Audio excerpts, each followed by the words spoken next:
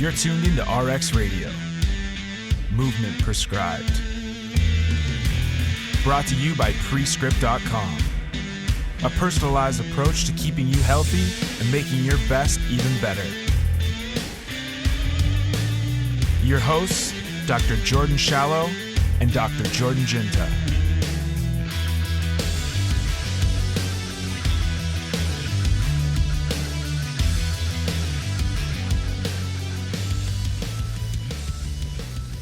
What's going on, guys? Welcome back to another episode of RX Radio. Special one for you today. We've kind of been going bouncing around on topics lately. And this is probably one that we don't touch on nearly enough, but I'm glad that we had Tony with us to touch on it. Tony's a close friend of mine, owns a gym or multiple gyms in southwestern Ontario near my hometown of Windsor. Named Garage Gym. Tony owns 2 locations. This was actually recorded in his Amherstburg location.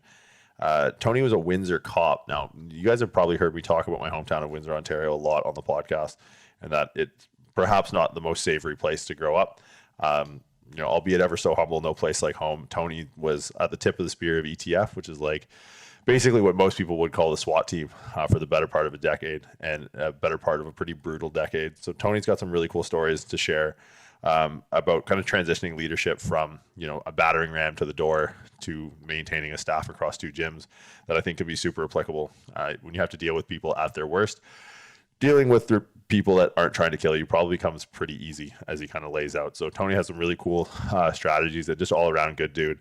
To see someone transition from one career to the next and do so in what I would say probably the most successful fashion possible. Tony's gyms are extremely successful because of this leadership quality that he has. Tony does some really interesting stuff, and it'd be someone that you'll definitely see on the podcast as I make my way back to Canada shortly. Tony's, like I said, close friend with a great staff. Him and his wife run an incredible gym with incredible community, Garage Gym on Instagram. They do a lot of good stuff for my hometown. I think at both points, or at multiple points in this podcast, Tony and I were both crying. I don't know if we'll admit that because we are both extremely tough, manly men. But no, Tony, I do appreciate you coming on, man. Guys, make sure you check out Garage Gym. We'll put all the stuff in the show notes. Check out Tony. He does a lot of stuff. The Tango podcast on YouTube as well. Tony covers a lot of topics similar to what we talk about today on that. So if you like what you hear, go check him out. Give him a shout out. Guys, hope you enjoy. If you guys want to see more like this, we're definitely going to get Tony back on when I'm back in the Toronto area. And hope you enjoy the episode. We'll see you guys next week. Cops on PA systems or whatever those little radio things are called, have a pilot's voice, making it to 36,000 feet. This is your captain speaking. Because I was telling you, I was in Toronto with Kieran the other day, and I don't want to out him or anything like that, but Kieran's a cop. And what was your exact role with Windsor Police? Because you were the head of the spear, right? Yeah. Are we going? Oh, right yeah. Now? 100%. I thought we were still off. You a Trojan horse. You put one mic down. I want you to say all the incriminating shit, but I don't think we're recording. All right, man. Yeah, no, I was the tip of the spear for a while. I was the team leader at the Windsor Police SWAT team for 10 years, and I was a cop for 19. That's insane. Yeah. I guess the big overriding thing that I want to talk about is keeping faith. Because I was talking to Kieran last week, and within 5 minutes of talking about what he does on a day-to-day, I wanted to go shoot people. And it's just in being a business owner now too, most of my days start off with I'm going to fucking kill someone. But I luckily don't have access to firearms and can't do that. And then I was thinking about when I was coming over here to meet up, wait a minute, how frustrating, especially in a city like Windsor, and the job you must have. Because everyone that listens to the podcast knows that Windsor is not without its problems. But you get to deal with, you had to deal with the shittiest of the shittiest people in a town that's not necessarily the best place to be a cop. It's not it's the Hamptons where you're telling people to get off the lawn. You're going in guns blazing through the door. How is it that when you were working, you could start to actually keep faith in humanity? Because I turn on the news, I wear a mask going into the store, I see someone yelling at someone else, I'm we're done for it, we're screwed. This whole thing is I hope for a giant meteor in 2020. I don't care who wins the election. Do you have a strategy that you had to adopt? Yeah, that took a lot of work because you do lose a lot of faith in humanity because every cop is dealing with every day. It's not good people call you to do things.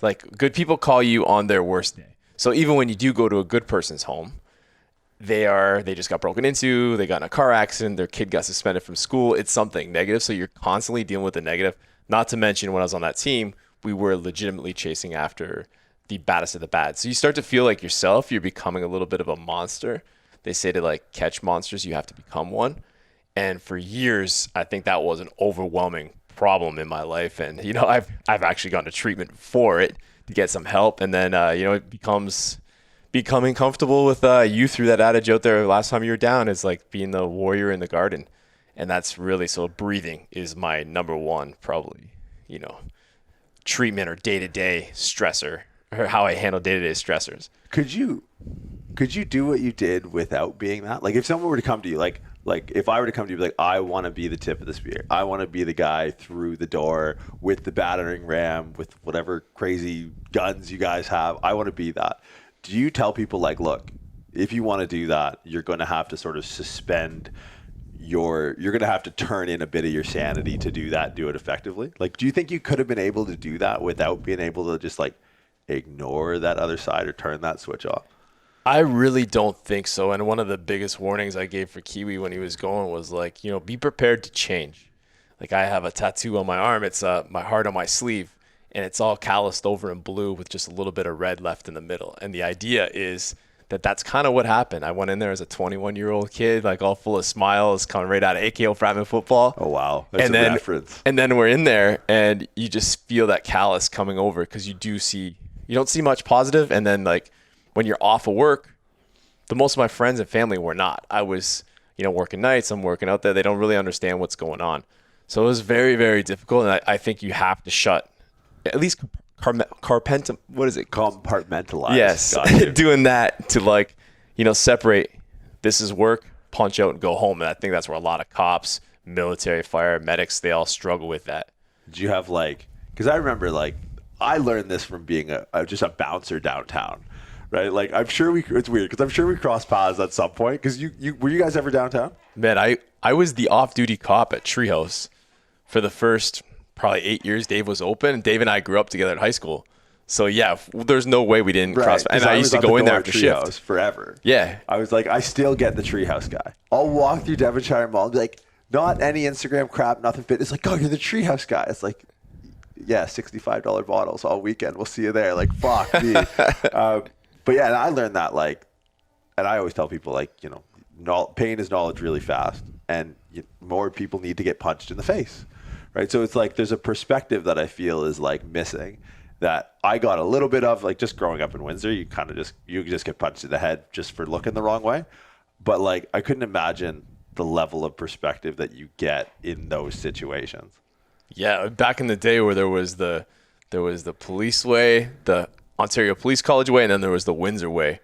And it's slowly gotten away from that. But unfortunately, I just don't think that people really have the perspective to understand that like a lot of the higher end criminals, a lot of the real like criminals for life, they don't respond to like, hey man, can you come on out and we can talk?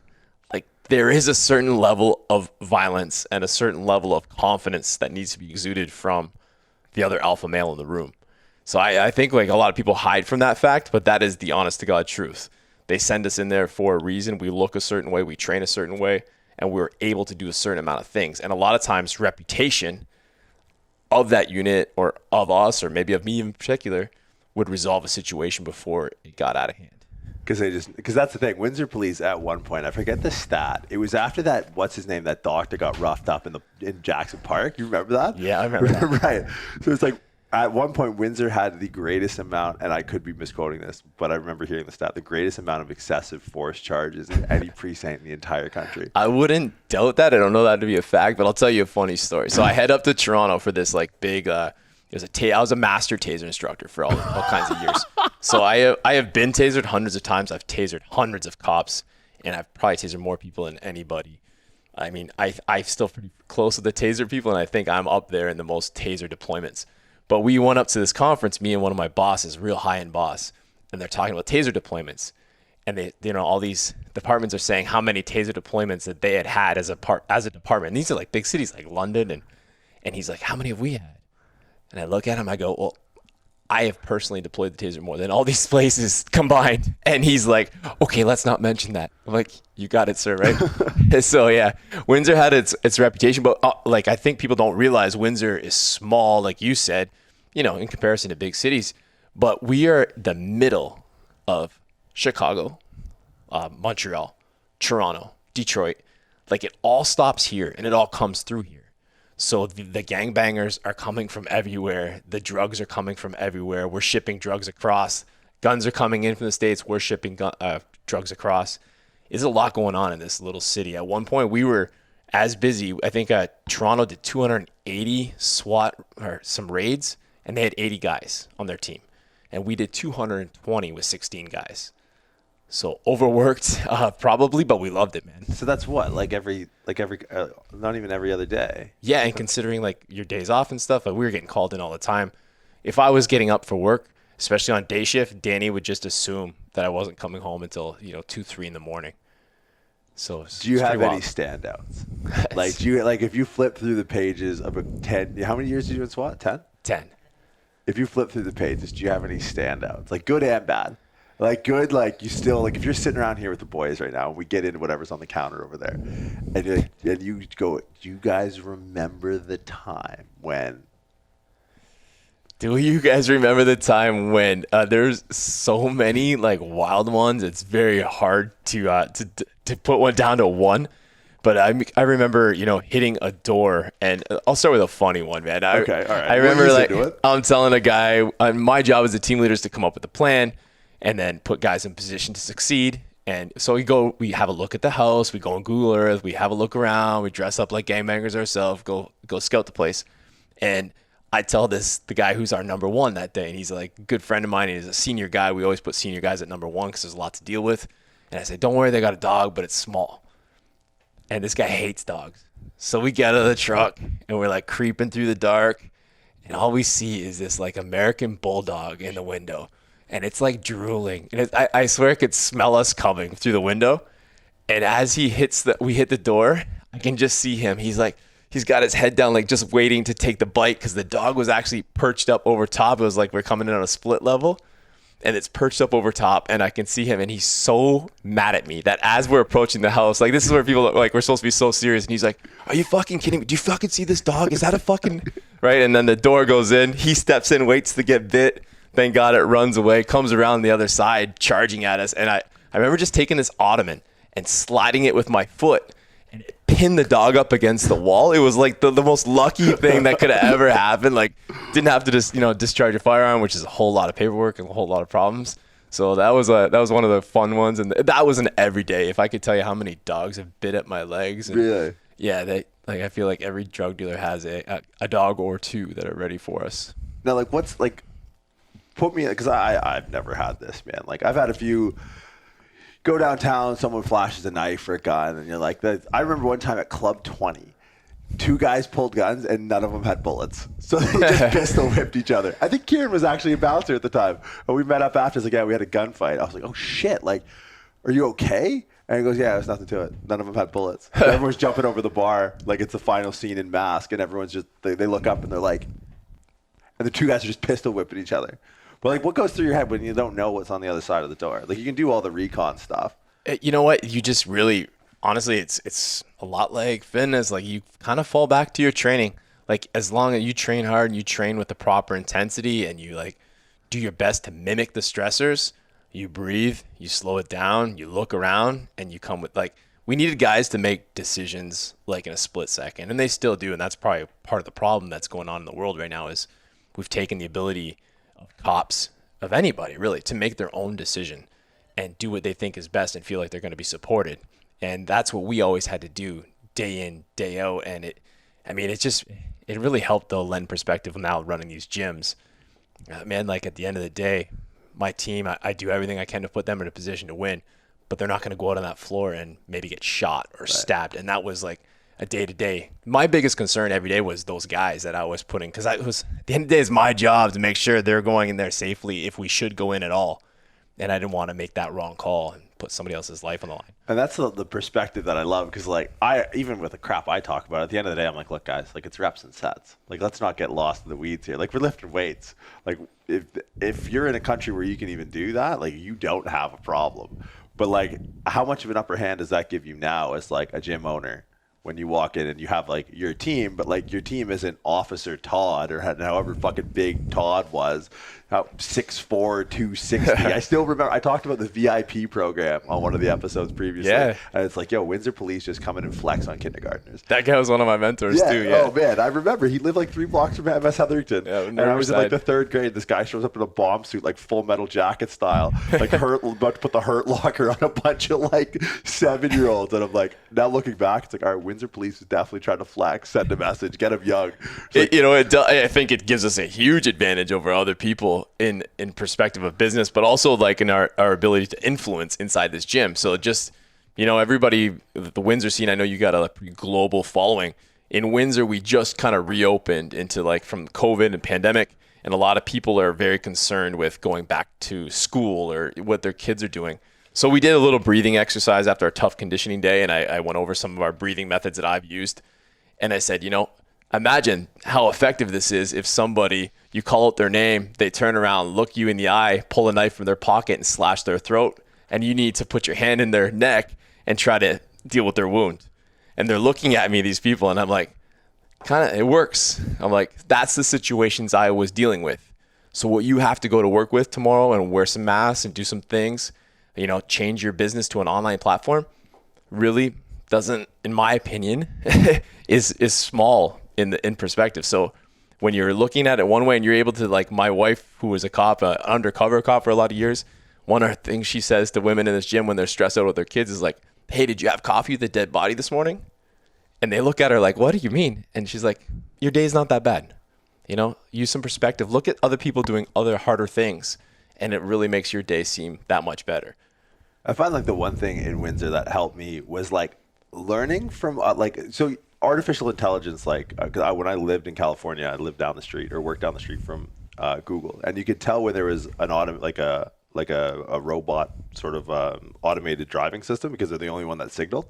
They're like, oh, there must not be a human being in that car because it just signaled before it changed lanes. So you'd see these cars that don't have anyone in them, and it was like kind of like spooky and really Orwellian. But like, I had a couple patients. Actually, my brother-in-law worked for Faraday, works for Tesla now, and he was kind of explaining that look, like when the good thing about automated cars is when automated cars get in an accident, all the other cars get better, right? Because they learn there's like constant feedback, and they're like, oh shit, like okay, we didn't take into consideration. Seriously? Yeah. Wow, that's incredible. It's all in like a network, right? So wow. Like if say a certain accident happens, like one of the Teslas that had the autopilot system, and they're very specific, like keep your hands on the wheel, all this bullshit.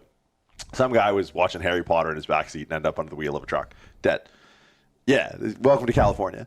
But the likelihood now that a Tesla will ever end up under the wheel of a truck again is almost non-existent.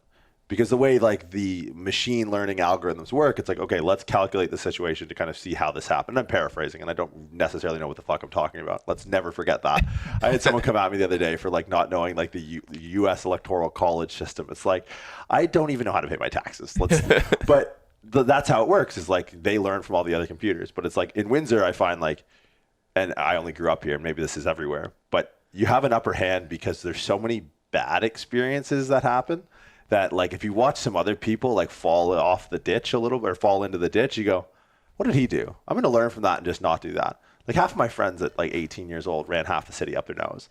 It was just like, what's that? And it's like, don't ask. I was like, okay, like that's not your name on that prescription bottle, but there it goes. I'm pretty sure it's not meant to be crushed up with a credit card and just railed like on the center console of your BMW. But it's like having that experience to draw from and just being able to like, okay, I'm not going to like make that mistake.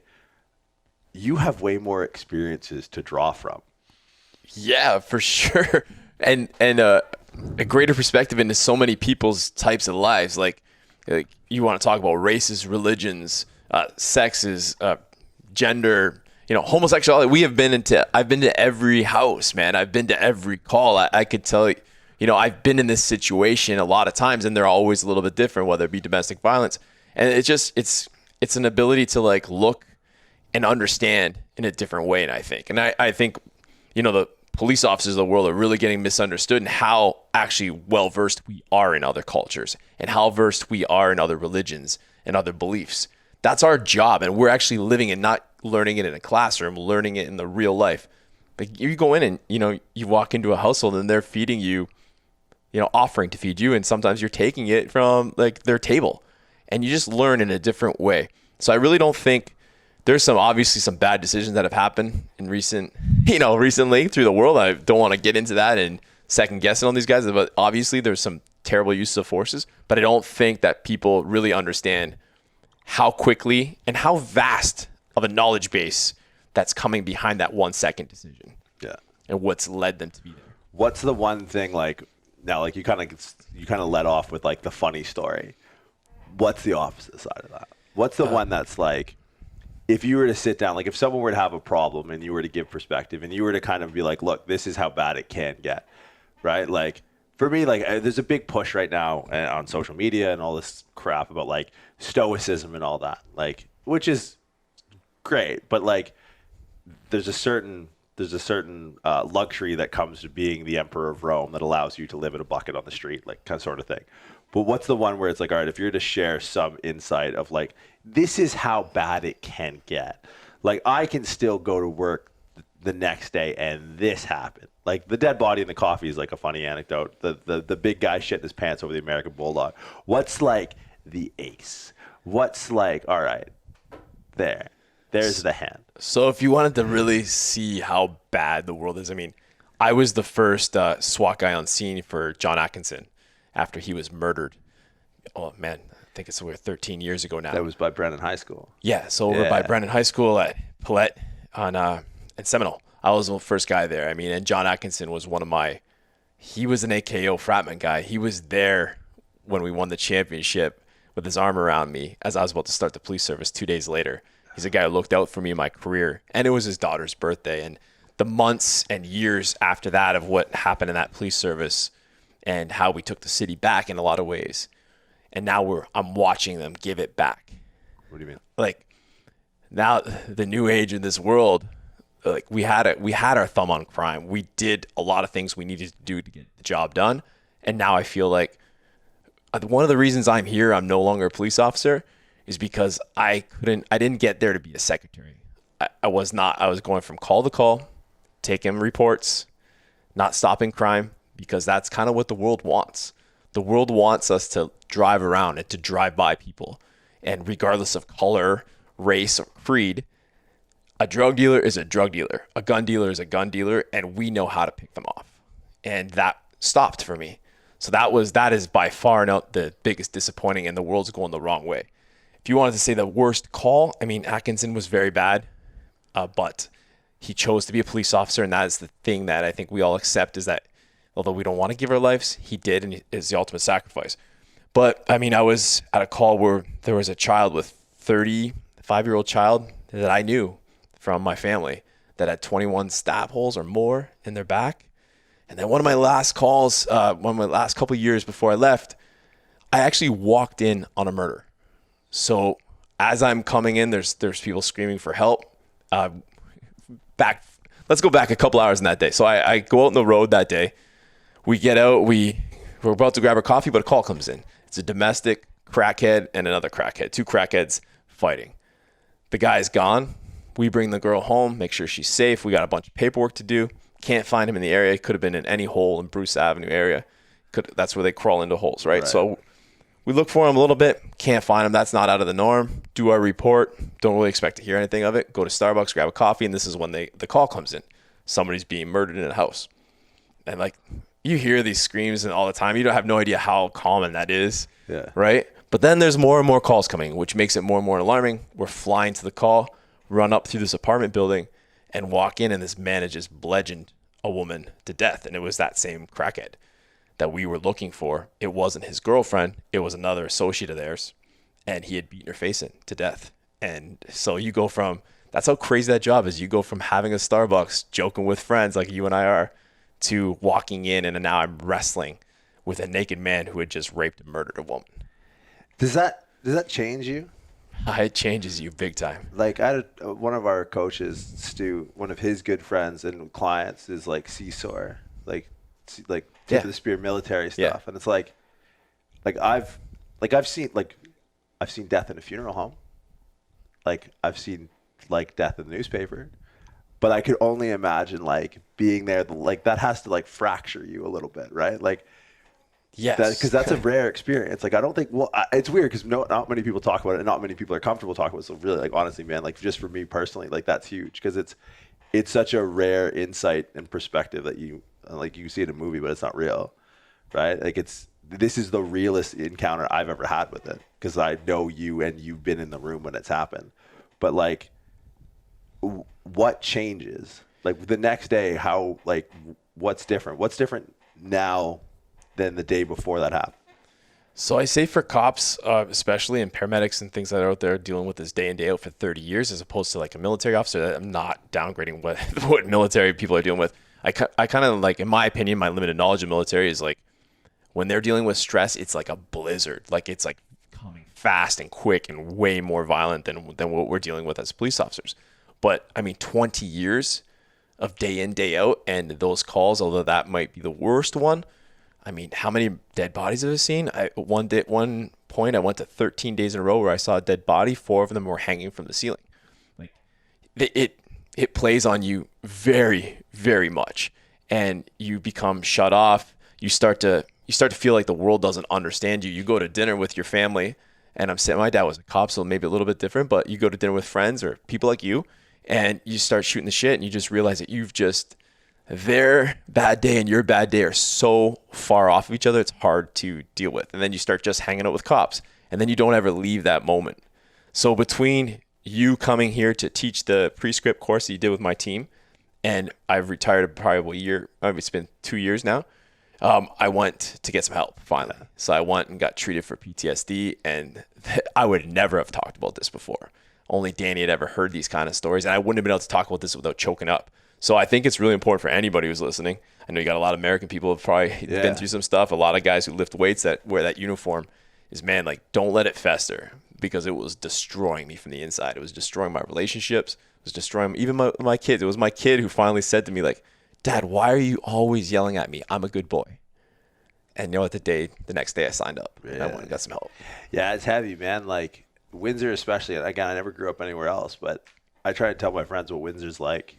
And like, it's crazy that you can tell that, not choke up. And when I talk about, like, I have equal as many friends who don't have fathers because of suicide that have fathers. And it's like, I don't want to name any names, but like, it's a pretty weird experience to have to deal with, like, death on such like a visceral level. But at the same time, like, it gives you a perspective that I don't think anything else can. Right, because like it could always be worse. Yeah, man, it could always be worse, and I think it gives me power, honestly, because now I can go in and, like, I'm not like a guy in a shirt and a tie who's coming in to teach psychology. And no offense, because my psychologist was amazing. Like, I wouldn't be here without him. I don't think I'd be here legitimately. Really, and to be able to now go in, a guy who's got some muscles, some tattoos, and a resume, I can deliver that message to a teenager.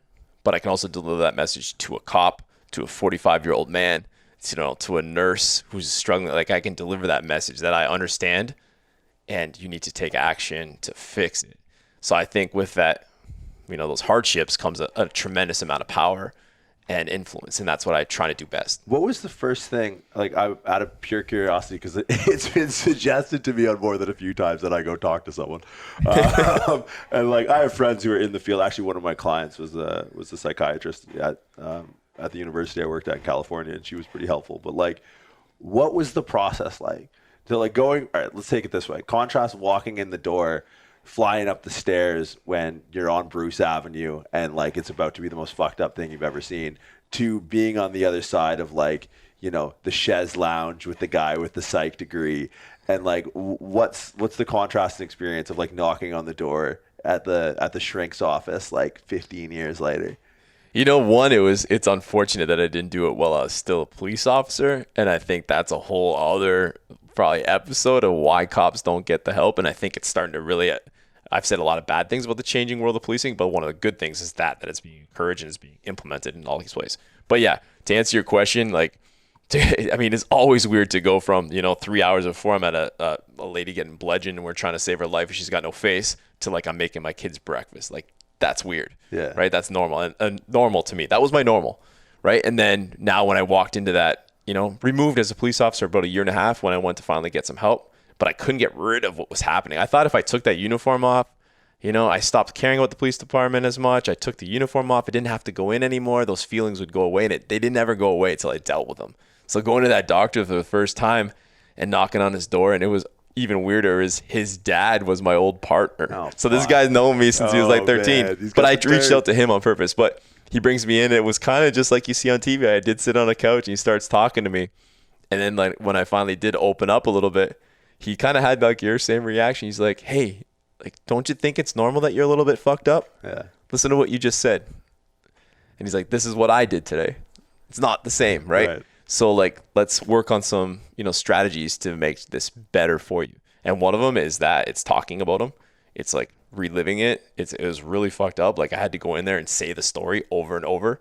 And some of the other stories I didn't share with you or some of the details. I'm gonna sit with yeah, that I know. one And if you don't want to throw that on other people too. That's the other Right. thing is like, I don't want to give this gory details to people and make them kind of relapse or whatever, right? So like you really got to be careful of that. But you just share your story over and over, and then he had a little app. I'd listen to it on my phone all week long, listen to myself say it, then I'd go back.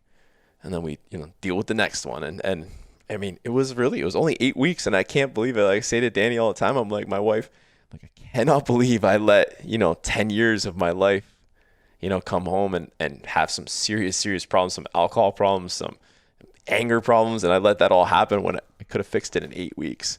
Were you nervous? Fuck yeah, I don't know that I've ever been so nervous. Bro. Like I've had a few situations where like, you should probably go talk to someone. And it's like, if I don't look at it, it doesn't exist. Yeah. So like that would have been a weird, like standing there first day, go to knock. I probably would have been like, no. Oh man, it felt like you're like, I don't know, like you're having an affair. Like I had my hood up, my sunglasses on, I'm looking around to scope the area first and then went in and then you know what, after every single time I was exhausted, I would go spend some time by myself, read, have a coffee and kind of decompress and breathe. Like you and I talked about breathing a lot when you were down last time. And yeah, it's an odd feeling. And of course I was nervous, but if I can do it, anybody can do it, right? Well, that's the thing. I feel like that sentiment seems, I don't want to say seems obvious, but it's not like if you could, then everyone else can. It's if you found it necessary, everyone else should find it necessary, right? Like I think a lot of people don't think they have problems because they're kind of like me, like, oh, I'm fine, totally fine. Like my life most days is that dog meme, sitting in the burning building, sipping the cup of tea, like I'm fine, everything's fine. And it's just it's cool to see someone, because like if someone would look at you in the old school, like I was raised on Lethal Weapon.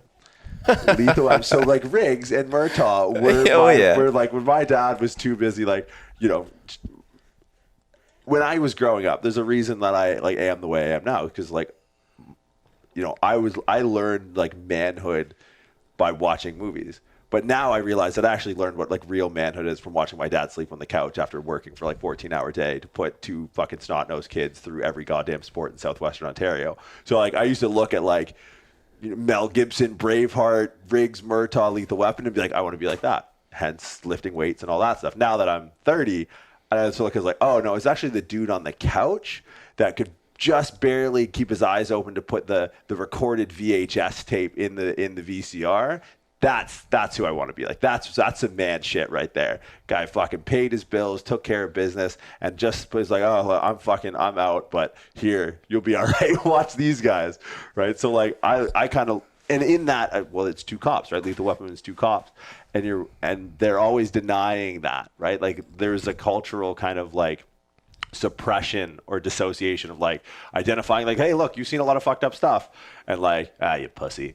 You know what I mean? Did you like, was that a big part of what you wrestled with and like going into like the door the first time? Yeah, for sure. Like you did not like the way I used to see it as opposed to the way I see it now is by me demonstrating that weakness. I was being a poor leader, and like guys and girls looked up to me when I was on that team. I was the team leader. I had an actual position appointed by those guys, by my peers, not by my bosses, by my peers to represent them. And I thought if I went in, I was showing weakness as the leader. And then when I moved back into patrol for my last 4, I brought this crazy resume to a very junior patrol. And again, people looked up to me to handle these calls, to be the one who was and I was always checking in on people because I knew how I felt inside. but I never did anything about it. And now I see it as by me sharing my story and going out and getting help and showing that you can do it, and that even a guy who's strong like me, who's smiling like me, that has a good like I looked the same when I was there. Like I looked the same when I was really going through this. I was still smiling. I still was on the outside different. On the inside, I've fixed it. So I think my role as a leader, and maybe, as a father and getting older, it's probably changed my opinion on what leadership actually is and leading by example actually means. And can you see it? Like, can you see it in other people? Like, if you were to go downtown right now and you were to walk through and talk to everyone down there, like I would know what to look for. I would know the indicators, like smiling faces all around, boys in blue. Like, oh yeah, it's great, good job, guys, keep up the good work, awesome. Could you go and be like that guy? Did you have a sense for it because you've been there? Yeah, like when I go back for court, or I go back, and occasionally I'll go back for a party, for an alumni party for the team, and you do see the stress. I talked about Danny with her neck, right, and the surgery my wife had on her neck, and how before when she was in pain, she was like kind of a gray tone. And I go to court, and I said it to her when I came back last time to my wife, was like, man, a lot of these guys, I see them, they look so unhealthy. They looked overworked. They look stressed. You can see the bellies, because my group of guys are getting into their 40s, right? Those are the guys I got hired with. They got bellies. They got bags under their eyes. It's just not healthy. It's not a healthy lifestyle. And I think a lot of the problems happening in the U.S. right now are coming from that. You get this like turned off. This like you don't feel, you're not sensitive to things. And I think that's where a lot of things go wrong. It's day to day. Here I am just pinning another guy on the ground. And it's so day to day that you don't think as much as you should of how long your knee's been there, or how long this, or how the optics, which shouldn't be your major concern, but needs to be a concern, how that is. And I think that's where it all goes wrong. And so, yeah, I do walk around, and there's a lot of cops, a lot of medics, nurses, teachers that come here. And one of the things I do is check in on them, because like I said, I was smiling all the time. And just because you're smiling doesn't mean, or you're working hard in the gym doesn't mean there's not something wrong on the inside. Right. So making it known here that if you need to talk and get it out, man. Were you on the force when, like, did you ever feel a need to hesitate? Like, did you ever feel a need towards the end with like the change and like the social climate around cops to hesitate? Because I see that now, and like that's one thing I'm like, even with any decision I make, it's like that. And this is that it has been said, that it shall be done. I will follow this through. To like, there's no hedging. Right? Did you ever find yourself with last going off, like even on patrol, like being affected by like the social climate and having to hesitate in the way you make decisions? Yeah, very, very much. And one of the ones that really sticks to me is there was just make a real short story. I don't know if it's still going through court. I don't know if I can even get in trouble for that. Whatever. Fuck. So anyways, there's a guy, a young man, and he does what I would want my son to do. He's on a bus. Somebody gets on a bus wielding a knife. A drug addict, somebody who's hurting. It might even been mental health. It doesn't, the story of the person is not really that important, I guess. But the guy walks on with a knife. Right, wrong, doesn't need to matter whether you're sick or not. It's not safe. The kid, young man, steps up, pushes him. So the guy goes through that side door on the bus, right, smacks his head, and he's got trauma, right? Like you've seen happen downtown. Oh, dude, somebody throws a punch, one punch, you smack your head, anything can happen, right? That's the fear of policing too. You never know. So anyway, this guy pushes him, the guy hits his head, and he might die. The bus is full of witnesses. And the kid, like, we will get video. We don't have it at the moment, but we will get video. The bus is full of witnesses. We know who this young man is who did the push. Everybody in there justifies the use of force that he used. He's still a citizen, but he has the right to do so, in my opinion, of that day. And they wanted us to arrest him, because this guy might die and we need to cover our ass. In my opinion was, I did not start on the police department to cover my ass. I'm there to do what's right, despite possible consequence. And that, to me, was a sickening moment. I remember I held my ground. At the end of the day, I was not the officer who was in charge of that scene, and I wasn't the one who was ordered to do it, because I wouldn't have done it. I voiced myself as much as I could, voiced my displeasure again the next day. And I really started to believe that that's where the world was going, where it's more important to cover your ass at somebody else's expense than it was to, be a police officer. Do what's right. How does that affect? Because that's a huge thing that I talk about with a lot of our coaches is like accountability, right? Like, and there's nothing I hate more than being in a situation of a zero accountability system where like there's no skin in the game anymore, right? It's all like, this is why I fucking hate flying. Because you're sitting there at the desk and you want to reach over the counter at Cathay Pacific and you want to grab the guy and beat his head against the keyboard. It's like, dude, there is something you could do. Just type it into the phone. But you can't because it's not his fault. His last name's not Pacific. It's not his airline, right? But it's built in this web and network where there's this diluted sense of accountability. And like no one has to be like held responsible and everyone just has to sit back with their hands up like, oh, it wasn't me. Yeah, I mean, fuck, every day here, like, I mean, we're dealing with, again, so much smaller scale in the safety and the risk, but with the pandemic going on, my advice or my leadership, my like managerial, I guess, of my staff is I want you to do what you think is best at that situation. Right. And like, that's what it is. Like, we're taking away decision-making skills. We're taking away the ability to think. Like, if I have to, as a police officer, call 5 people to make an answer, it's too late. Right. It's too late. I need to have the knowledge base and the wherewithal to know that I have some support. I might make the wrong decision, or I might not make the perfect decision. We can talk about that all day after. But if you don't make a decision quick, there's a law, the Hicks law, and there's something else. There's another way they put that, but it's like if you have too many options on your duty belt, it slows down your ability to react. Right. So now we're actually adding another thing onto cops to all these different public servants. Is that like that the public doesn't support me, my admin doesn't support me, and that's what really worries me because that's what'll get people killed. And I know that we're hiring a lot of different, we're not hiring football players and hockey players these days. We're hiring people, and you don't always have to fight. Like one in 1,000 calls, you probably have to fight. I just know that the certain situations that I was in, thankfully, I have the physical fitness behind me and the strength and the confidence to do what I needed to do.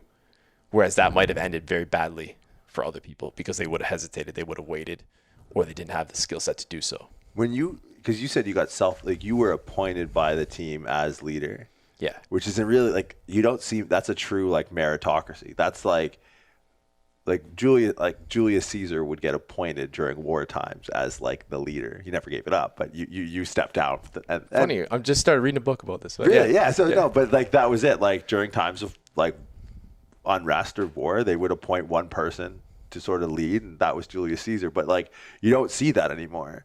Like you don't see meritocracies. What was it about you coming in, you think, from a leadership perspective? Because you've mentioned earlier that your perspective on leadership has changed. What was your perspective around leadership, or what made you that like 10 or 7? You said 16 in the unit. 10 in the unit, 19 as a cop. Yeah. Oh, sorry. How many in SWAT team? 10. How many people? Oh, sorry, 16 guys. Now there's 18, I think, Right. but my time's 16. So and like I know some of them, and they're bad dudes. Like they're real bad dudes. Like bad in the most complimentary way possible. Gotcha. How do you get a room full of Windsor's 15 baddest dudes to go him? It's like, how much do you weigh? Oh, when I was there, probably 205. Right now, about 190. Yeah, but 205 is like, how much did Todd weigh? A lot more. Right. So I remember I was one of the smallest guys in the room, day in, day out. But what was it? What do you think was it that to ascend to team leader with just like experience in the field? Like now you have all this business experience and you have like a team in a different facet, and you've seen the evolution of like yourself and the police force and everything else, and you've had enough experience to be like, okay, this is what I think leadership is. But what did you think leadership was then, and why were 15 dudes going him? Well, so I misspoke a bit in my terms of leadership has changed. Leadership has evolved for me. And I think just like you coaching, the first client you coached as opposed to the 200th, I would hope it's not the same. Right. Otherwise, you haven't grown, right? So like that's my opinion on that leadership growing. But then why do guys, at that time, it was pretty crazy. I think I was 28 years old, and I had only been on the team for 2 years, and it was always held by a senior position. But I think what had happened is there was some lack of growth in terms of we were still doing things very old school and maybe not as well thought. It was kind of like, you will turn right, you will turn left, you will turn right, you will turn left. And then when a mistake happens, when somebody doesn't turn right and the next guy turns right behind him, well, we leave all kinds of openings.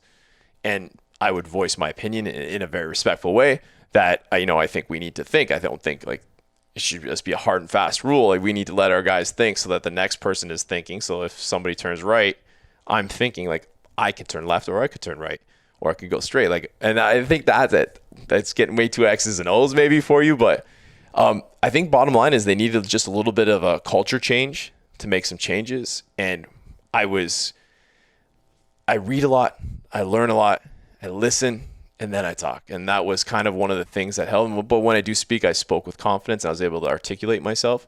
And I think that's what they understood. And I think with my football background, I think really helped me for tactics, because it's X's and O's. It's like I was an offensive coordinator. Like you're kind of moving bodies around. And in a football locker room, much like a SWAT team locker room, there's all different sizes. There's guys who their job, like your job there, would not be to crawl through the attics and to go. Your job would be to bash the door down. And we all had positions, and equal positions mattered. And we really just hammered that home all the days. We all have positions, but every man does their job. We all come home. And that's where and I think the connection with the people was the biggest one, the connection with my teammates. And that was like by caring about them and knowing, their wives' names, their kids' names. And that's what brings leadership, is integrity. Integrity, at a nutshell, it's integrity, doing what you say. And that's what I did, I hope. Yeah. What advice would you give to people like ascending into leadership roles, i.e. I'm here exploiting this podcast with a company that I don't know how to manage, with people that work, like, I'm going to say work with me, but some could say work for me, and I feel super uncomfortable as someone with zero business background. And I was a goalie too. So I was lone gun. So like I usually just do most of the shit by myself until like I'm 4 days on an Adderall bender and I have it slapped to my assistant's like, "Are you okay?" I was like, "No, everything's fine. Everything's okay." Like, what advice would you give to someone who's like assuming a position of leadership? A lot of people that listen to this podcast, gym owners, clinic owners, and are in the position where I think they're actually, what limits their ability to grow and their ability to scale is their uncertainty on how to lead. Oh man, my number one. I mean, I don't know shit about business. I still probably don't. I know more than I did before. But when I started, I knew nothing. I just knew how to bench press. I barely knew anything about fitness, to be honest with you. But like, my biggest thing is you have to, so I say, if you're looking down the sights, you don't see anything. And my biggest learning experience was, I remember being this call almost like to the day, as I remember, I was the team leader and I'm like, I'm going to negotiate. So I'm negotiating. And so I'm like stuck on this phone and all this shit's happening. And I knew the problems were happening, but I couldn't get my guys to their spot. So the reason I say if you're looking down your sights, that day I was looking down the phone. But my plan is like, if I'm as the team leader staring down my sights, watching a window, looking for the target to show up to protect my guys, I can't do anything else. So I think where leaders go wrong is by doing that, by controlling everything in your business or your team or wherever that might be. So you need to step back. I learned that instead of being at the front of my stack, we called it, like our stack as we approach a house, I was at the back. I very rarely had a gun in my hand unless there was a situation arose where immediately I would take that point until it was covered, until one of my guys, and they knew if they saw me holding a gun, holding a corner, holding an angle, to tap me out and take my spot. So I can now see the whole picture and make decisions, because those guys are making decisions based on what they're seeing through the sights. And I'm making decisions based on what I'm seeing from a large platform. Do you ever find that hard now, like transferring that into like what we'll call more of a conventional leadership role in like a business space? Do you find yourself looking down the sights again?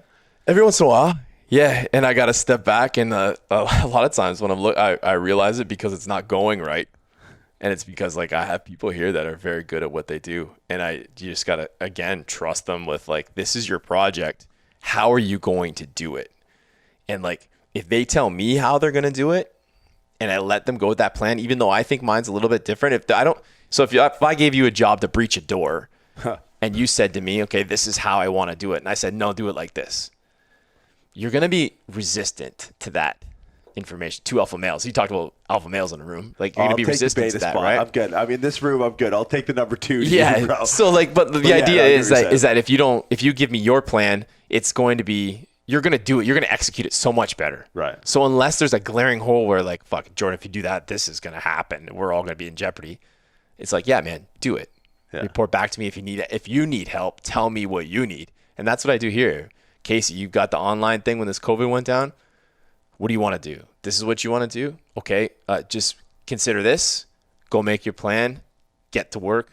Delegate the rest of the team and tell me what you need. And delegate me as a leader. And I think leaders are there to, it's kind of cliche these days, but you are there to serve. And if people know that, they'll crush it for you. So I'm just letting that, like, I feel like I need to leave and go like make a few phone calls and be like, oh shit, I'm so sorry.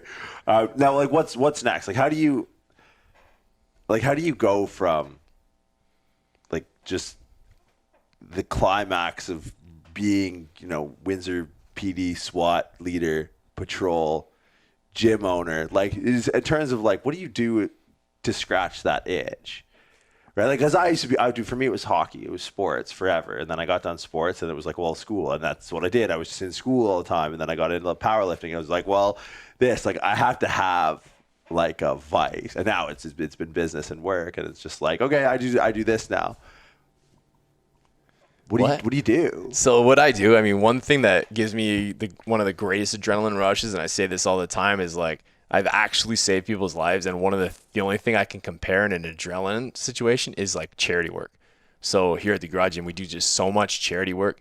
Handing over a big fat check to somebody who really needs it is like the most fulfilling thing to me. And then on a smaller grade, I guess, is like, I thought I'd be training all these fucking SWAT cops and football players. I train moms, man. That's mostly what I do. Moms and dads. Watching a lady hit a 200-pound deadlift that hadn't lifted weights in her life 6 months before and couldn't even like get in the position. That to me is just such a killer. When she like, you see tears coming down their eyes, like, cause they just did something they've never thought they could do. That's worth it. And now with my podcast, the Tango One podcast, week in, week out, sharing stories like this, I get a message from somebody who's like, hey, could you connect me with your doctor? Or, hey, I want to get some help. Or, hey, that really helped me deal with this. And to me, those are all wins, man. And that's just like making a big arrest. I wish we had video on your face talking about the mom's 200-pound deadlift, because that's the most excited I think I've ever seen you. Now, talking about the podcast, talking about the social media stuff, where do people find you? Where do people find Tango One? Where do people find the gym if they're in the Windsor area? Yeah, so in Windsor, you'd find us in the county in Amherstburg and Kingsville at the Garage Gym with an underscore if you want to look us up on social media. For me personally, it's Tango One. So Tango One _ Tony is where you can find me, or the Tango One podcast, which is on all platforms. And just, if you need anything at all, though, honestly, advice, or if you're looking to seek any kind of help, like, my number is right on my website. You can WhatsApp me directly. There's no charge at all. We'll just make sure you get some help. Yeah, and you can join Tony's like text message book club that we've been starting over the last couple of months. Yeah, dude, I appreciate what you're doing for the city, man. Like, appreciate what you've done for the city. City's been really good to me, and you're kind of paying it forward, which I appreciate, man. I can't thank you enough for having me. This has been a lot of fun, man. You had me, and I appreciate it very much. Thanks.